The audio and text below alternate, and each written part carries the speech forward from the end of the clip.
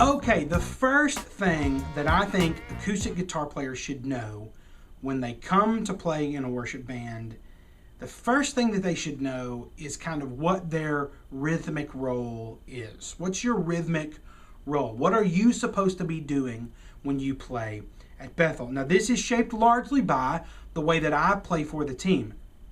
And yet, I think these are best practices. I think these sort of tips are good in any sort of musical setting. So, understanding your rhythmic role, best way I can show you how to do that is with a shaker. This is one of the shakers that our percussionists use.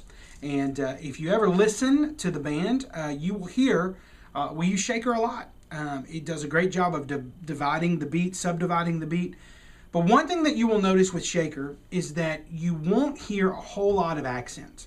So when you hear a percussionist playing a shaker, it's going to be pretty steady, just kind of just a back and forth, right? And if there are any accents, they're consistent accents.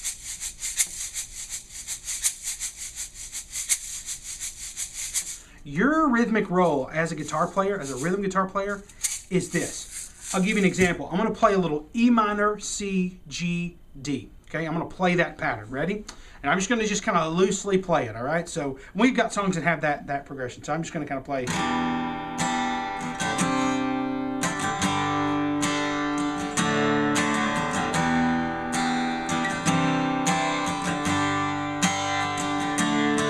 Now, the reality is, all of you would have different ways of playing that progression. So I would give that progression to you, and some of you would play it really straight ahead. Some of you would play with kind of a lot of loose room, kind of a lot of space in between the chords, like I just did. I mean, everybody's got their own style. But when you rotate back on the acoustic schedule, I want you to think of your rhythmic role, and that is this: when you are playing in a worship band, you are really doing an important job. It's not that fancy, and it's not that attention grabbing.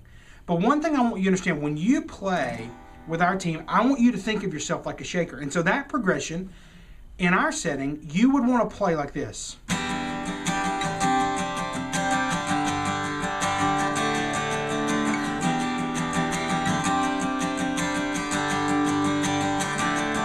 Notice I'm very steady, so my right hand is not changing much.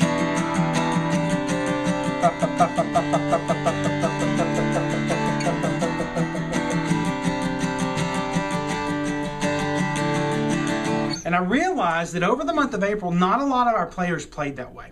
A lot of you guys were playing a lot more accents, a lot more individualistic patterns, because that's probably what a lot of us are used to playing just for ourselves, is sort of making those rhythmic jumps. You can accent when you're playing like a shaker. You can accent that. So I'll take the same progression, put some accents in it. So I can do...